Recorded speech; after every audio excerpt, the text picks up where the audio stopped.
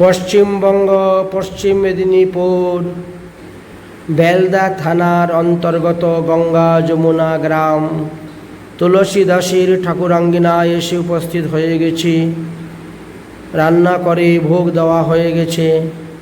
সন্ধ্যার পরে পাঠ কীর্তন হইবে।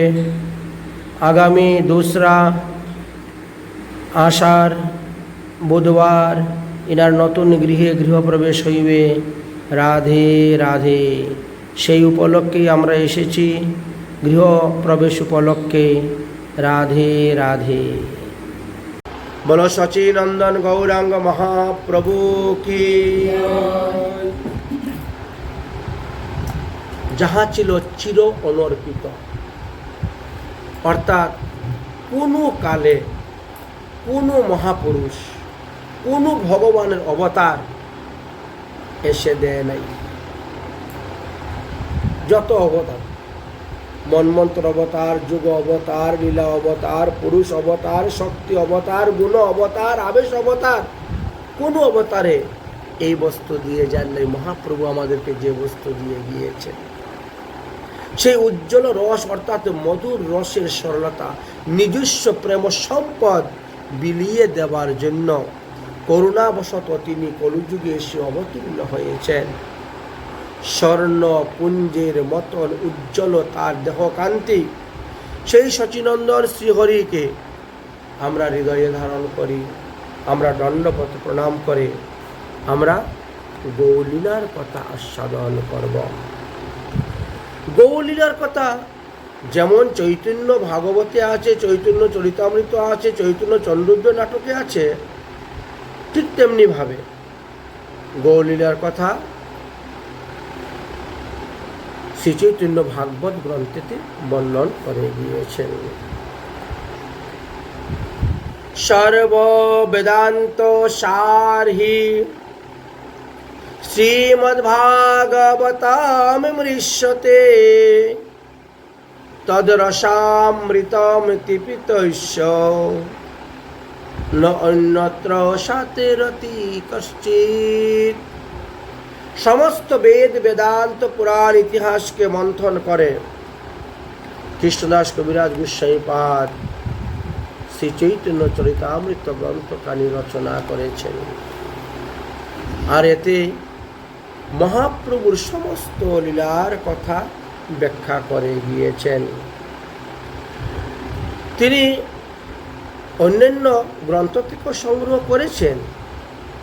করেন নাই যে এমন নয়। একে তো তিনি সবার কাছ থেকে শুনেছেন, আর দ্বিতীয়ত ভগবানের কৃপা তিনার উপরে ছিল।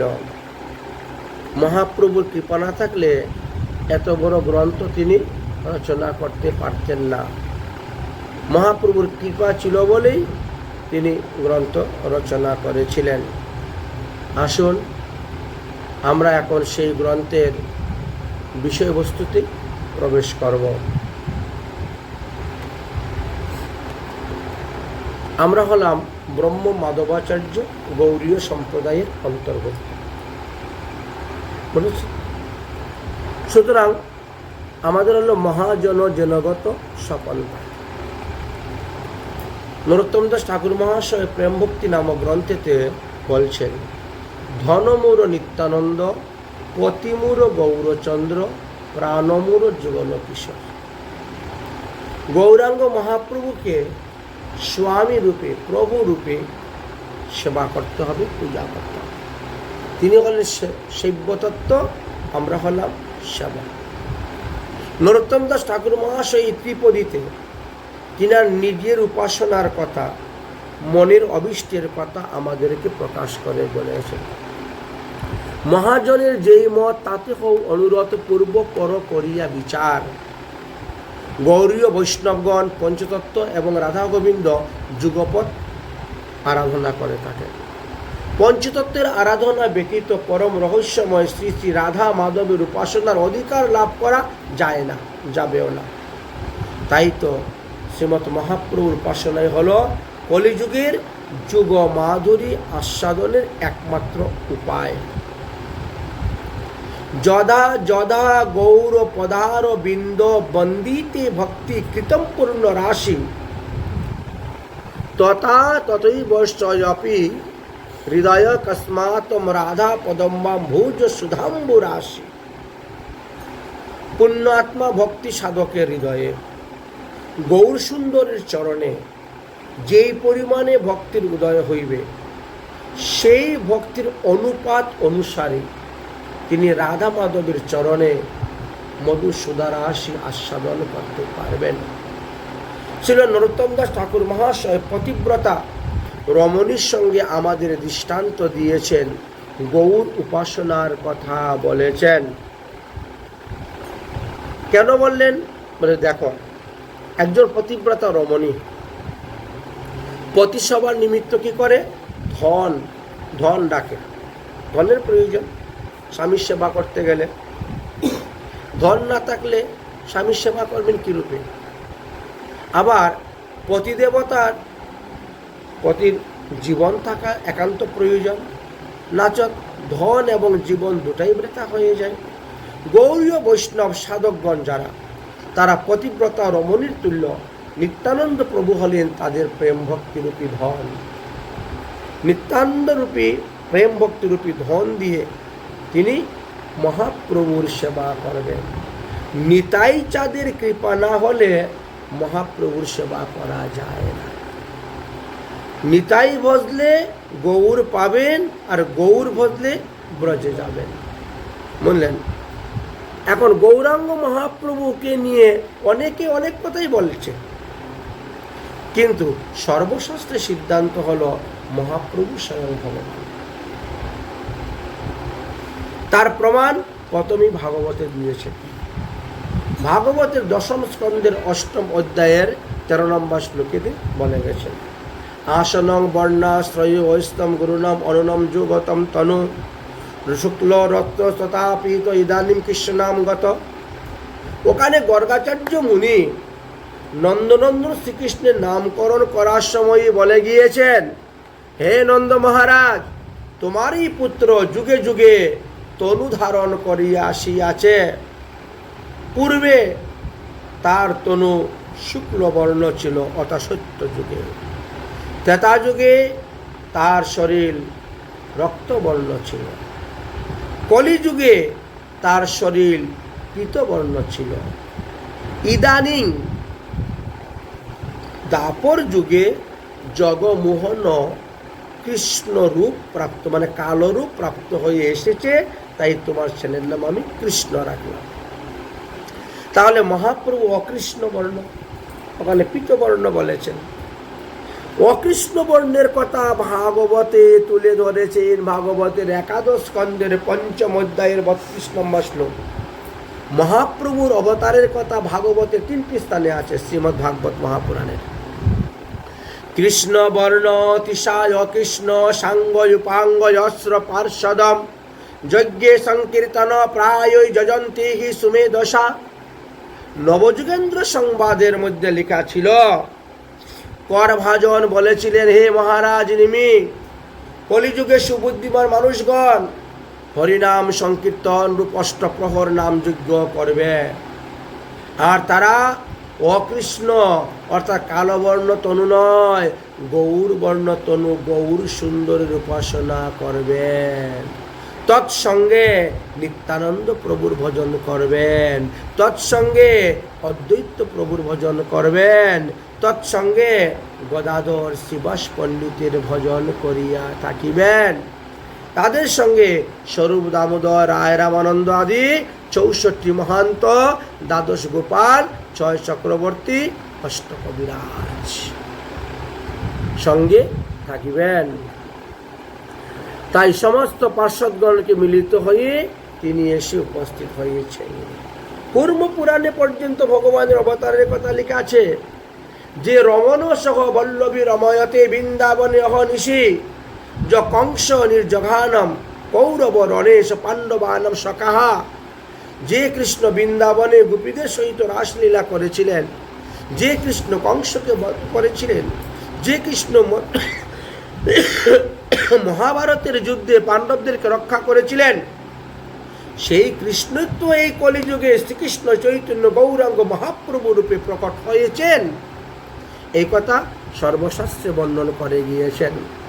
রাধা কৃষ্ণ এক আত্মা, দুই দেহ ধরি অনন্যে বিলায়ন রস আস্বাদন করি, সেই দুই এক এবে চৈতন্য গোসাই লীলারস আস্বাদিতে হলেন এক ঠাই।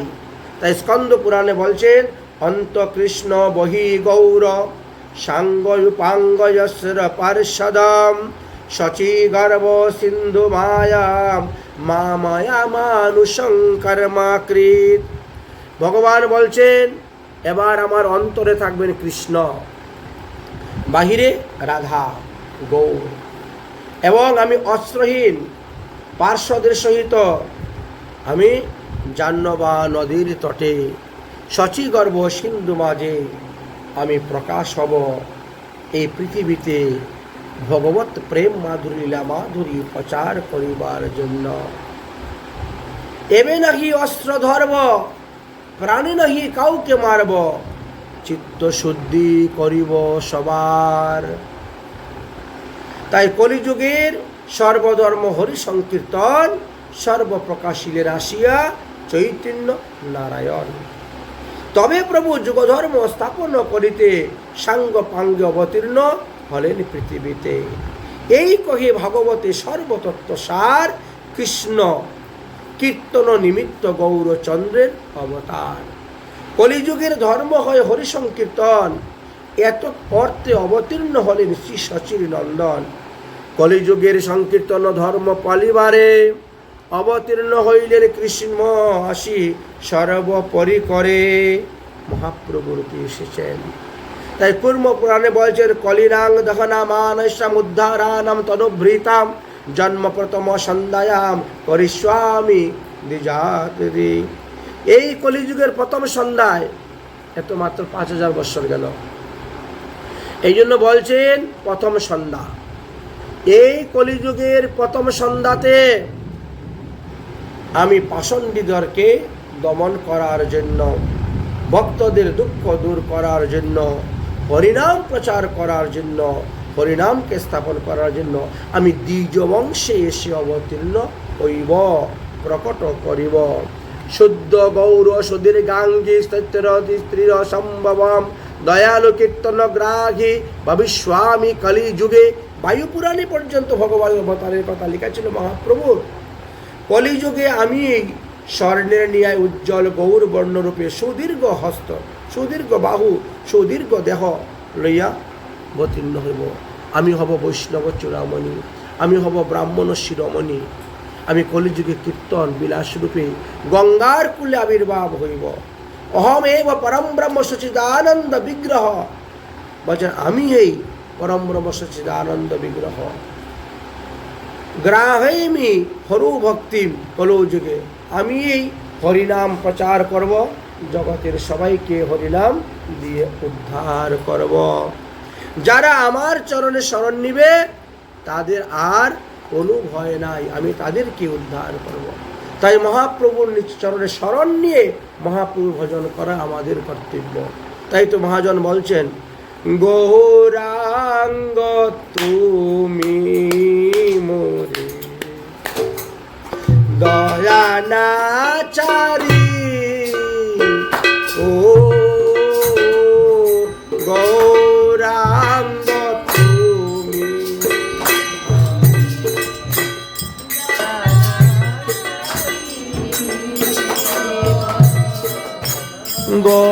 গৌরাঙ্গ তুমি মোরে দয়ানাচারী, ও গৌরাঙ্গ তুমি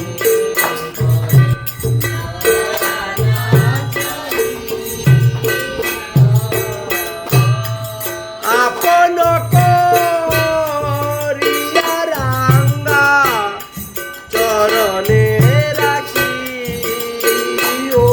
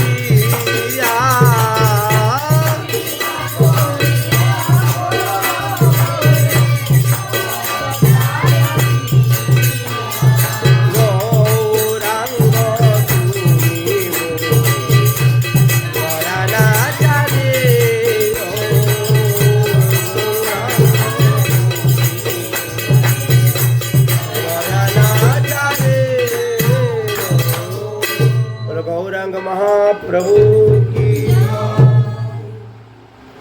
মহাপ্রভু বলছেন, আমি সর্বপ্রকার আচারহীন যারা,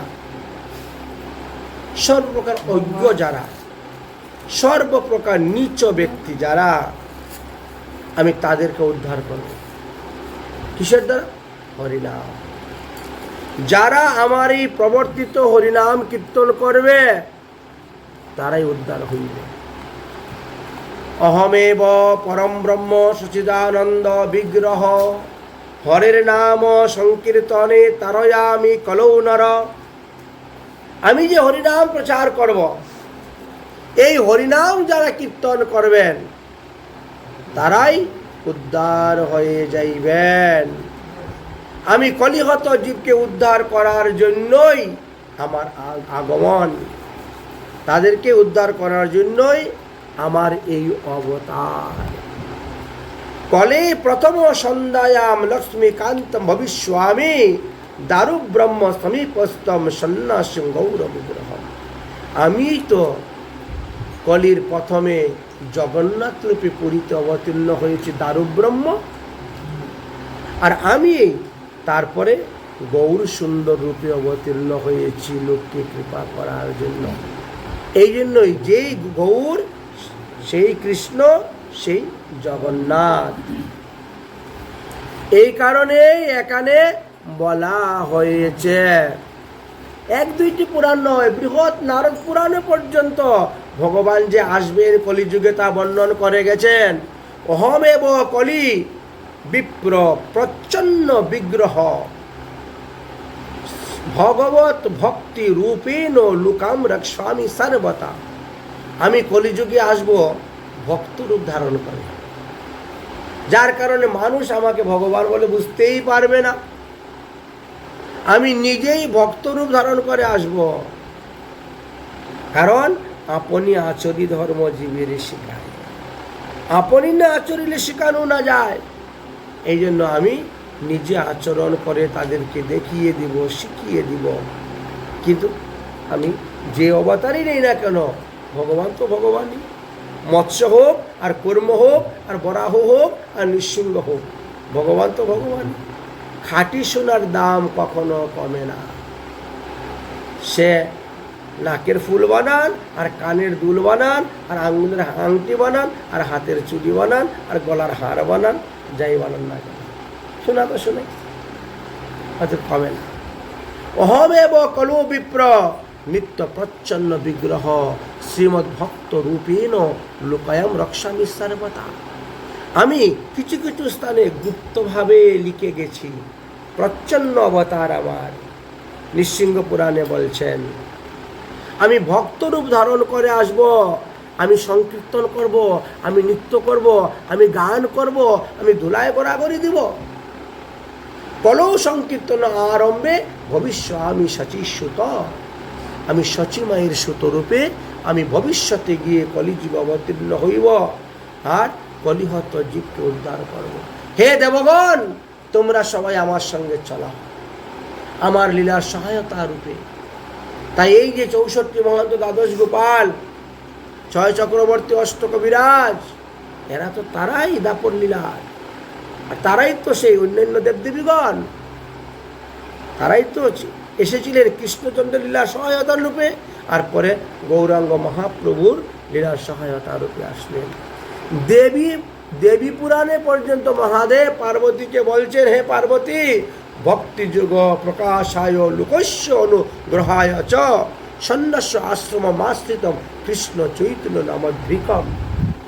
এবার হে পার্বতী, কলিযুগের জীবের মঙ্গলের জন্য, উদ্ধারের জন্য ভগবান কৃষ্ণচন্দ্র স্বয়ং গৌরচন্দ্র রূপে অবতীর্ণ হইবেন আর সন্ন্যাস গ্রহণ করে শ্রীকৃষ্ণ চৈতন্য নামে প্রকাশিত হইবেন। মস্তক মুন্ডন থাকবে। মুন্ডং গৌর সুদীর্ঘায়াম সস্ত্রিতম সম্ভবাম দয়ালু কীর্তন গ্রামে ভবিষ্যামি কলিযুগে। গঙ্গার তীরে মস্তক মণ্ডিত কীর্তন বিলাসী গৌর রূপে সবাই দর্শন করতে পারবেন। তবে এই রূপ দর্শন করেও কেউ কেউ তিনার মধ্যে ভগবান দর্শন করতে পেরেছিলেন, যেমন প্রকাশানন্দ সরস্বতী। প্রকাশানন্দ সরস্বতীর সঙ্গে যখন কাশীতে তর্কযুদ্ধ আরম্ভ হলো, বললেন প্রকাশানন্দ সরস্বতী তখন তর্ক করতে করতে করতে করতে হঠাৎ করে ভগবান নারায়ণ রূপ দেখতে পেলেন। প্রকাশানন্দ কহে, তুমি সাক্ষাৎ নারায়ণ। মহাপ্রভু বলছে, না না, আমি নারায়ণ নয়, আমি রাধারানীর দাসীর দাসীর দাস। তবু যদি করো তার দাস অভিমান, তবু পূজ্য হও তুমি আমার সবাকার, তোমার নিন্দনে আমাদের সর্বনাশ। আমরা এতদিন তোমার নিন্দা করেছি, আমাদের সর্বনাশ হবে, তুমি আমাদের ক্ষমা করে দাও। মহাপ্রভু বলছে, নাহম বিপ্র ন চ নরপতি ন বৈশ্য ন শূদ্রা নাহং বর্ণী ন চ গৃহপতি ন বানপ্রস্থ বা জ্যোতির্বা কিন্তু প্রদ্যুম্ন অখিলম পরমাত্মা পুণ্যামৃত পদ্মে গোপী ভর্তা পদ কমল দাসানো দাস দাস। মহাপ্রভু নিজেকে ভগবান বলে কখনো পরিচয় দিতেন না।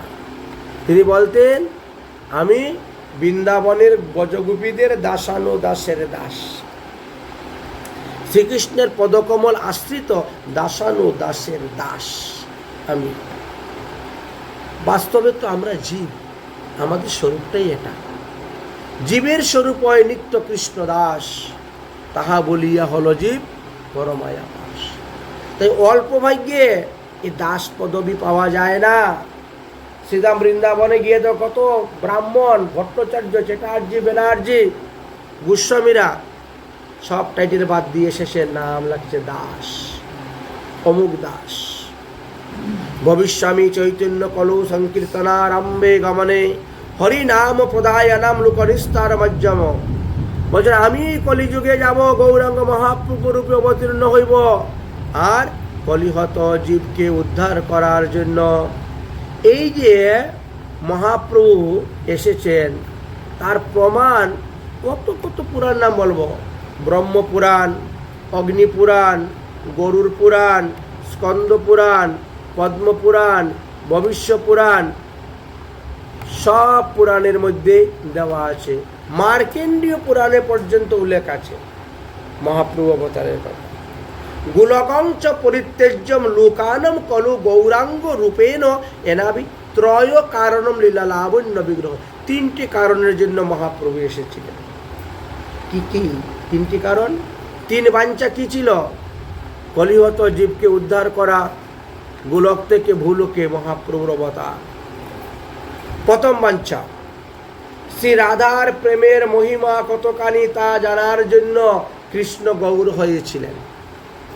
রাসলীলা, দাপর যুগে রাসলীলা করতে করতে গোপীদের প্রেমের কাছে পরাজিত হয়ে গেছিলেন ভগবান। গোপীদের প্রেম ঋণ শোধ করতে পারেন নাই। ভগবান বলছেন, যে আমাকে যেভাবে ভজে আমি তাকে সেইভাবে ভজি, যে যথামাং প্রবদ্ধন্তি তাং তথৈব ভজাম্যহম। কিন্তু এই বাক্য রক্ষা করতে পারেন নাই ভগবান শ্রীকৃষ্ণ। গোপীদের কাছে প্রেমের ঋণী হয়ে গেছেন। তাই বলছে, গোপীগণ, আমি যদি ব্রহ্মার আয়ুকাল পর্যন্ত পৃথিবীতে লীলা করি, তথাপিও তোমাদের প্রেম নিশোধ করতে পারবো না। তাই তোমাদের প্রেম নিশোধ করার জন্য আমি কলিযুগে গিয়ে গৌর রূপে অবতীর্ণ হইব। তাই প্রথম বাঞ্ছা হলো ভগবানের, প্রথম বাঞ্ছা হলো শ্রী রাধিকার প্রেমের মহিমা কতখানি তা জানতে কৃষ্ণ গৌর হয়েছেন। দ্বিতীয় বাঞ্ছা, সেই প্রেমের আলোকপাতে শ্রীকৃষ্ণের মাধুর্য চমৎকারিতা কতখানি ছিল সেটা জানার জন্য কৃষ্ণচন্দ্র গৌর হয়েছেন। আর তৃতীয় বাঞ্ছা কি ছিল? তৃতীয় বাঞ্ছা, সেই চমৎকারিতার অনুভব করে রাধার প্রেম কতখানি উচ্চলিত হয়ে উঠত সেটা জানার জন্য তিনি গৌর হয়েছিলেন। চৈতন্য মঙ্গল গ্রন্থেতে বললেন, যে দাপরে হয় কৃষ্ণ অবতার, তার পরের কলিতে গৌরচন্দ্রের বিহার। তাই সব দাপরে কৃষ্ণ আসেন না, আর সব কলিতে গৌরাঙ্গ মহাপ্রভু আসেন না। কৃষ্ণ নাহি মানে যে, তাকে দৈত্য করি মানি। চৈতন্য মহাপ্রভুকে না মানিলে তারেও দৈত্য বলিয়াই জানি। ব্রহ্মজামল গ্রন্থেতে এই কথাও লেখা আছে যে, গৌরাঙ্গ গৌরদস্তরঙ্গ পটেতোস্তুতয়ম কৃত্তাঞ্জলিম নন্দ গোপোষণুশ্চৈব নামান্যায়াম গদাগ্রজম। শ্রীকৃষ্ণই গৌরচন্ড রূপে প্রকাশ হয়েছেন, সুতরাং আমি তাহাকে বারবার প্রণাম করি। দেবী পুরাণে বললেন, নাম সিদ্ধান্ত সমর্পিতা প্রকাশ্যায়াম পরায়ণাম কশ্চিৎ শ্রীকৃষ্ণ চৈতন্য নামানুম লোকম ভবিষ্যতি। মহাদেব বলছেন, হে পার্বতী, ভগবানের নামই সব কিছু। এই সিদ্ধান্তটা স্থাপন করার জন্যই কৃষ্ণচন্দ্র কলিযুগে গৌরাঙ্গ মহাপ্রভু রূপে অবতীর্ণ হয়েছেন। তবে ভাগবতে যখন 24টা অবতারের কথা বলা হয়েছিল, সেখানে মহাপ্রভুর অবতারের কথা বলা হয় নাই। কারণ মহাপ্রভু কোনো অবতারে নয়, তিনি হলেন অবতারী। তার থেকে আর অন্যান্য অবতার বেরিয়ে আসছিল বলে তিনাকে অবতারী বলা হয়েছে। তাই মহাপ্রভু কথা ওখানে ভাগবতের প্রথম স্কন্ধের 3য় অধ্যায়ের মধ্যে লেখা নাই।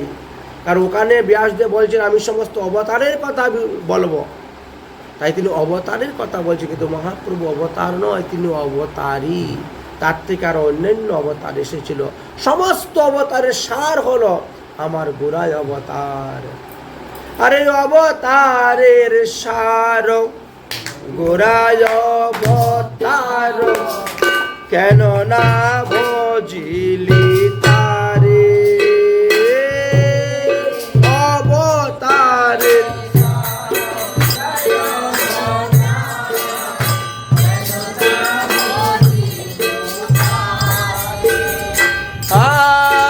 অবতারের সার গোড়ায় অবতার, কেন না ভজিল তারে।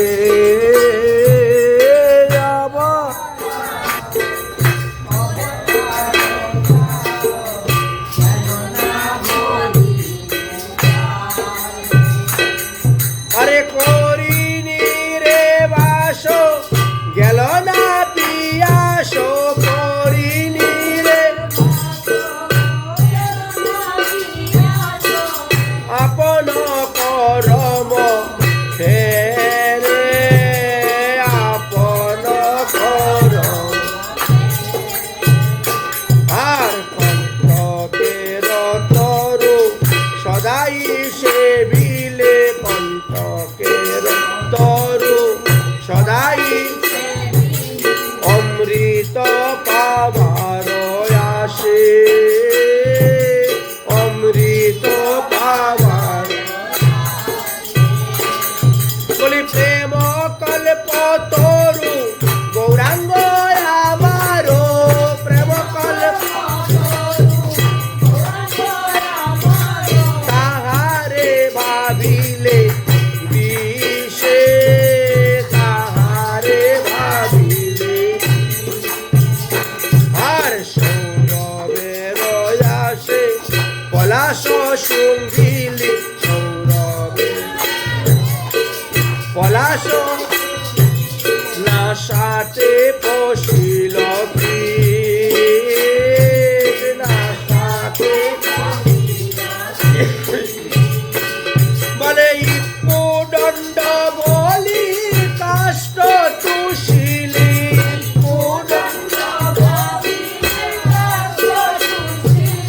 কে মনে লাগিবে মিত, কে মনে লাগিবে। আর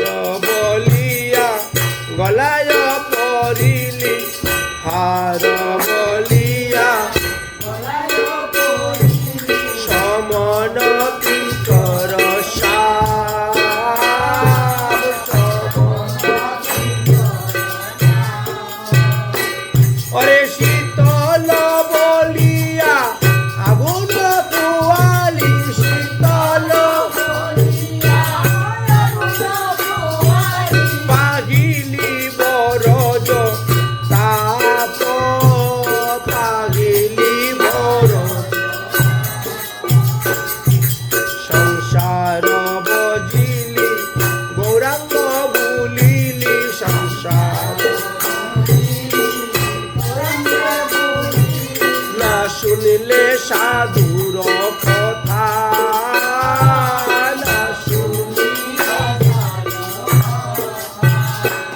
বলে ইহ পর কালো দুকুল কুয়ালি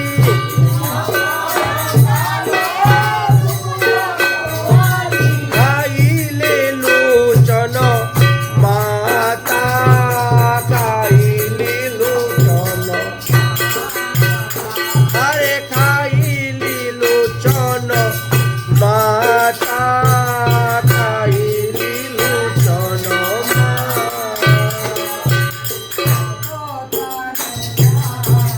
গোরায় অবতার কেন না বুঝিলি তারে কেন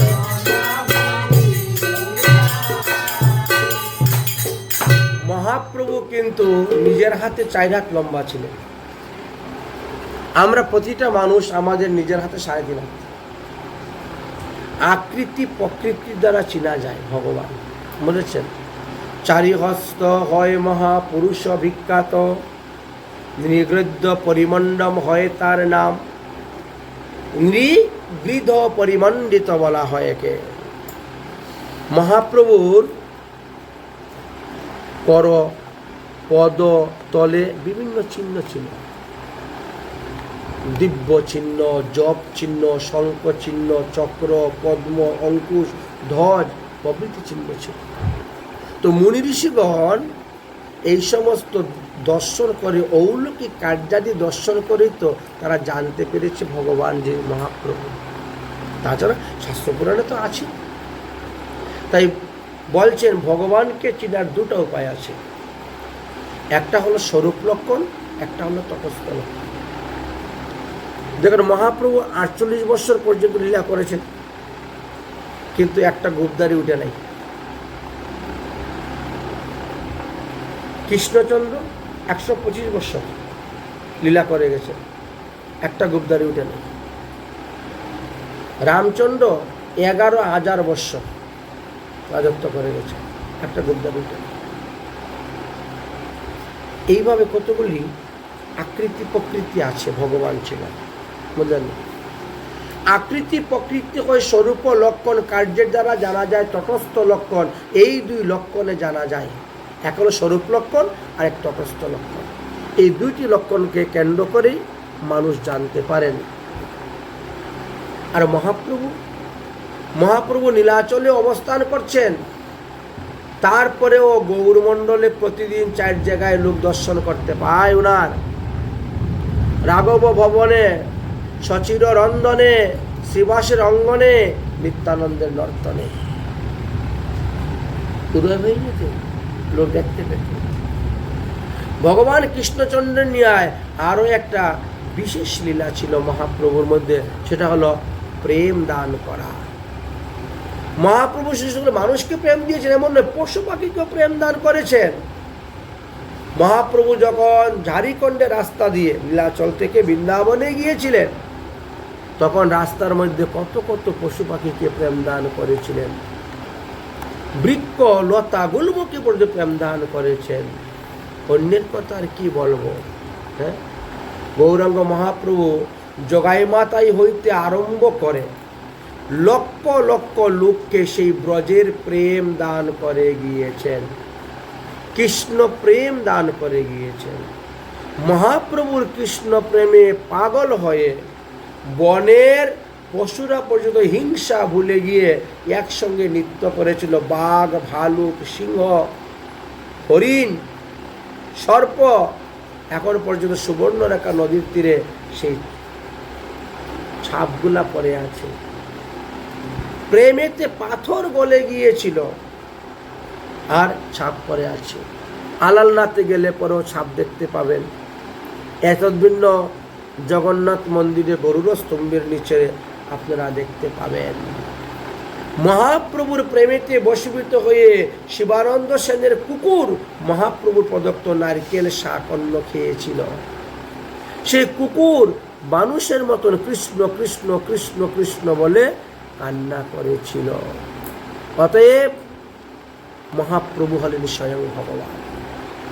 পূর্ণ ভগবান অবতার হয় যেই কালে, আর সব অবতার আসিয়া তাহাতে মিলে।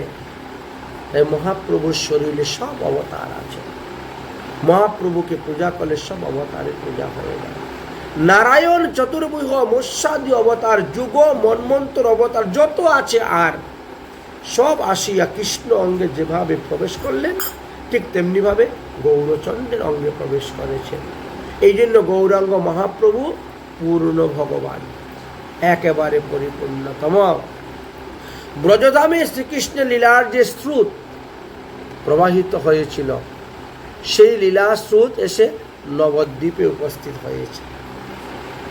তাই রসিক চিরামণি একই লীলার দুটি অংশে বিভক্ত করেছেন, একটা পূর্বার্ধ লীলা আর একটা উত্তরার্ধ লীলা। পূর্বার্ধ লীলা হলো ব্রজলীলা, উত্তরার্ধ লীলা হলো নবদ্বীপ লীলা। এই জন্য নবদ্বীপকে অভিন্ন বৃন্দাবন বলে জানবেন, গুপ্ত বৃন্দাবন বলে জানবেন। শ্রী রাধা কৃষ্ণের মিলন রহস্য ব্রজ অপেক্ষা নবদ্বীপে কোনো অংশে কম নয়। রসরাজ মহাভাব দুই একই স্বরূপ, রাই কানু মিলনে হইলেন গৌর রূপ। তাই ব্রজলীলা এবং নবদ্বীপ লীলা একই সূত্রে গঠিত। গৌরীয় বৈষ্ণবদের পক্ষে গৌর সুন্দর এবং তার নবদ্বীপ লীলা এবং শ্রী ব্রজের ব্রজেন্দ্র নন্দন এবং তার ব্রজলীলা কোনোটাই কোনো অংশে তুলনীয় করা যাবে না, সবই অতুলনীয়, ভজনীয়। উভয় ধামেই সাধক ভাবনা রাখবেন, ভজন করবেন, মনোকামনা পূর্ণ হবে। এই জন্যই নরোত্তম দাস ঠাকুর মহাশয় কি বলছেন, শ্রী গৌর মণ্ডল ভূমি যে বা জানে চিন্তামণি, শ্রী গৌর মণ্ডল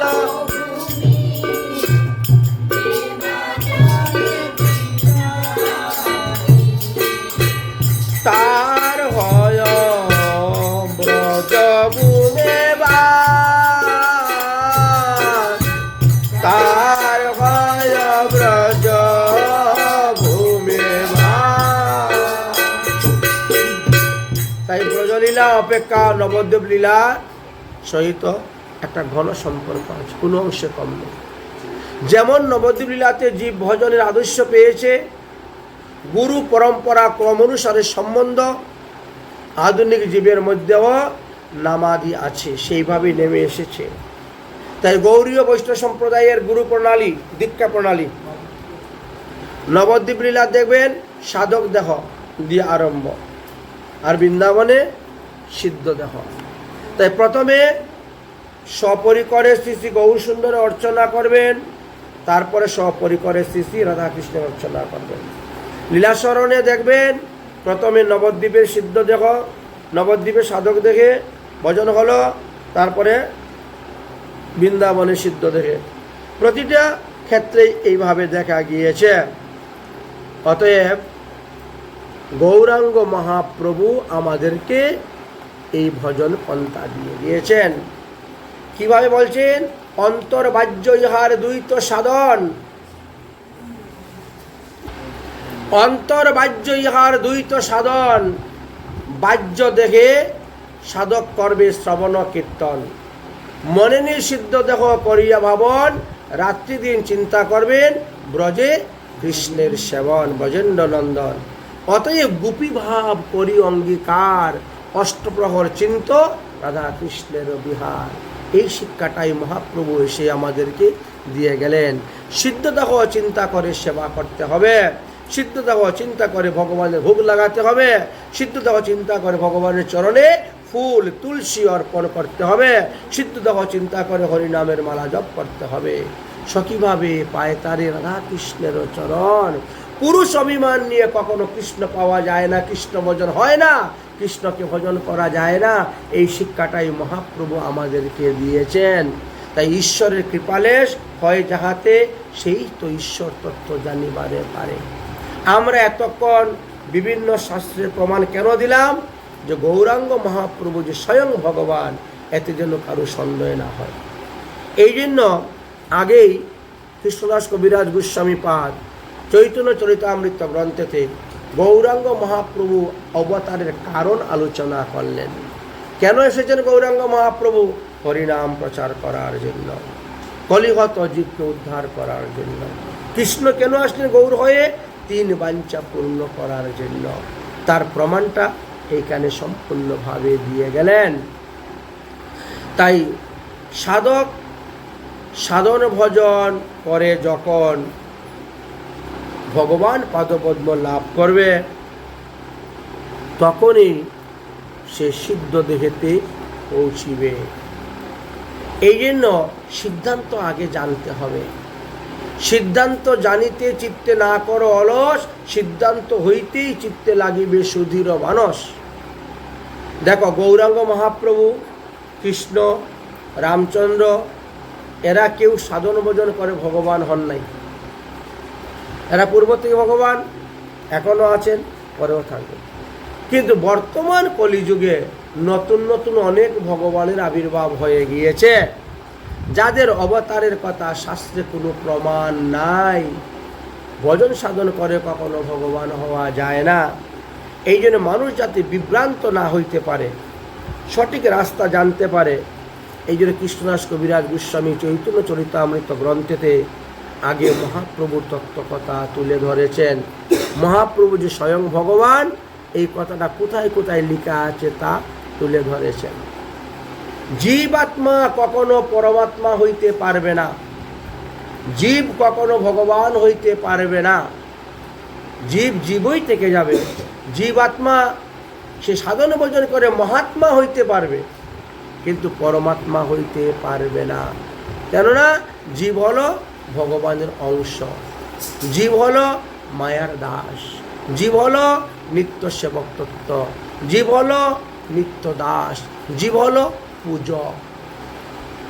ভগবান হলেন অংশী, ভগবান মায়াধীশ, ভগবান নিত্য সেব্য তত্ত্ব, ভগবান নিত্যই প্রভু, আর ভগবান নিত্যই পূজ্য। এই জন্য এই জীবতত্ত্ব আর ঈশ্বর তত্ত্বের মধ্যে পার্থক্যটা তুলে ধরেছেন আমাদের কাছে। কিন্তু এইগুলা জানবেন কখন? সাধুগুরু বৈষ্ণবের কৃপা ছাড়া, মহতের কৃপা ছাড়া এইগুলা জানা যায় না। এই যে পঞ্চতত্ত্ব আমরা উপাসনা করে যাই, এই পঞ্চতত্ত্বের মধ্যে শ্রীকৃষ্ণ চৈতন্য কৃষ্ণ নাম প্রেম দিয়া করিলেন বিশ্বধন্য। পঞ্চতত্ত্ব যে না মানে, সেই পণ্ডিত সকল, তা সবার বিদ্যা কেবল ভেকের কোলাহল। পঞ্চতত্ত্ব যে না মানে, যে বা করে কৃষ্ণ ভক্তি, কৃষ্ণ কৃপা নাহি তার, নাহি অন্য গতি। এই জন্য শুধু খালি রাধা কৃষ্ণের ভজন করলে হবে না। এই কলিযুগে রাধা কৃষ্ণের ভজনের সঙ্গে সঙ্গে আমাদেরকে পঞ্চতত্ত্বের উপাসনা করিতে হইবে। দেখেন, শ্রী শ্রী গৌরাঙ্গ মহাপ্রভুর অবতার নিয়ে অনেকেই অনেক রকম প্রশ্ন। তার মধ্যে দামোদর পণ্ডিত কোনো এক সময় মুরারি গুপ্তকে কয়টি প্রশ্ন করেছিলেন। চৈতন্য মঙ্গলে সেই সমস্ত প্রশ্নের কথা আলোচনা করা আছে। আরে কহ দেখি কি লাগিয়া গৌর অবতার, কহ দেখি কি লাগিয়া গৌর অবতার, কহ দেখি কি লাগিয়া গৌর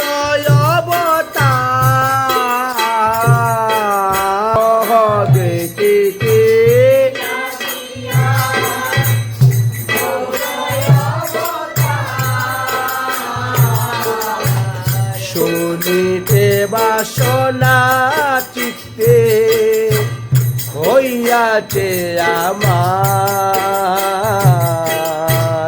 শুনিতে বাসনা চিত্তে হইয়াছে আমার।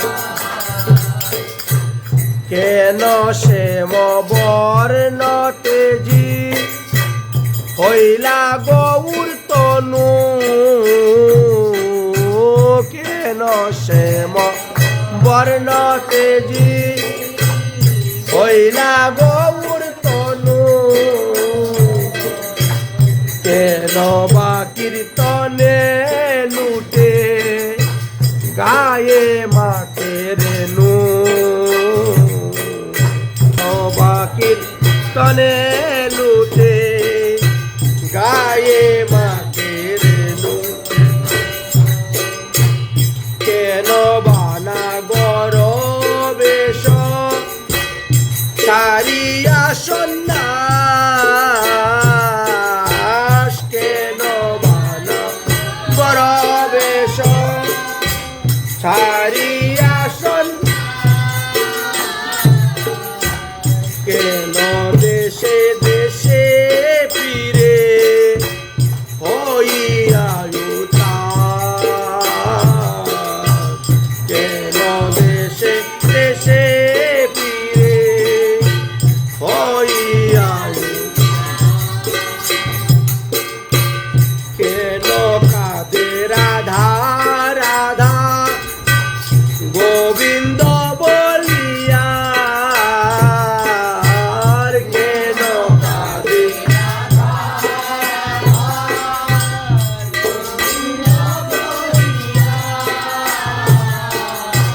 কেন গরে গরে ভুলে প্রেম যাচাইয়া কেন গরে প্রেম যাচাইয়া মুরারি দাস মুরারি দাস কে ছিলেন? মুরারি দাস ত্রেতা যুগের হনুমান ছিলেন। তিনি গৌরলীলা আস্বাদন করার জন্য মুরারি দাস রূপে অবতীর্ণ হয়েছেন। আর এই জন্য মুরারি দাসকে দামোদর পণ্ডিত জিজ্ঞাসা করলেন 8টি প্রশ্ন। মুরারি দাস একদা মহাপ্রভুর সঙ্গে অনেক লীলা হয়েছিল, লীলার সহায়তা ছিল, আমরা ধীরে ধীরে আস্বাদন করব। যাই হোক, এই 8টা প্রশ্নের উত্তর দিতে গিয়ে মুরারি গুপ্ত একটা চরকা লিখেছেন, নামই হচ্ছে মুরারি গুপ্তের চরকা। ওখানে মহাপ্রভুর সমস্ত অবতার লীলার কথা বর্ণন করে গিয়েছেন। এই যে 8টা প্রশ্ন করলেন, এই 8টা প্রশ্নের উত্তর তিনি দিয়েছিলেন। কহ দেখি কেলাদ গিয়া গৌর অবতার, প্রথম প্রশ্ন। শুনিতে বাসনা চিত্ত হইয়াছে আমার, কেন শ্যাম বর্ণ তেজি হইলা গৌর তনু, দ্বিতীয় প্রশ্ন। কেন বা কীর্তনে লুটায় গায়ে মাকে রেনু, তৃতীয় প্রশ্ন। কেন বা নাগর বেশ ছাড়িয়া সন্ন্যাস, চতুর্থ। কেন বা দেশে দেশে বলে হইয়া উতাস, পঞ্চম। কেন কাঁদে রাধা রাধা গোবিন্দ বলিয়া, ষষ্ঠ। কেন ঘরে ঘরে ডুলে প্রেম যাচাইয়া, সপ্তম। এই 7টি প্রশ্নের উত্তরের মধ্যে সম্পূর্ণ গৌরলীলার কথা লুকিয়ে আছে। এই 7টি প্রশ্নের উত্তর মধ্যে একবারে মহাপ্রভুর আবির্ভাব থেকে মহাপ্রভুর তিরুভাব পর্যন্ত সমস্ত লীলা কথা লুকিয়ে আছে। তাই আজকে আমরা মহাপ্রভুর লীলা কথার ভূমিকা আলোচনা করলাম। তাহলে আগামী কল্য আমরা মহাপ্রভুর আবির্ভাব থেকে আরম্ভ করে বাকি লীলা কথা আস্বাদন করব। আজকের মতো ভাগবতীয় কথা আমাদের এখানেই বিশ্রাম। যদকরম পদবষ্ট মাত্রাহীনশ্চ ইয়দ্ভবেদ তৎসর্বকমতাং দেব প্রসিদ্ধম পরমেশ্বর। ওম সর্বভবন্তু সুখিনঃ সর্বে সন্তু নিরাময়া সর্বভদ্রানুপশ্যমা পশ্যতু। ওম শান্তি, ওম শান্তি, ওম শান্তি। কীর্তন ধরো।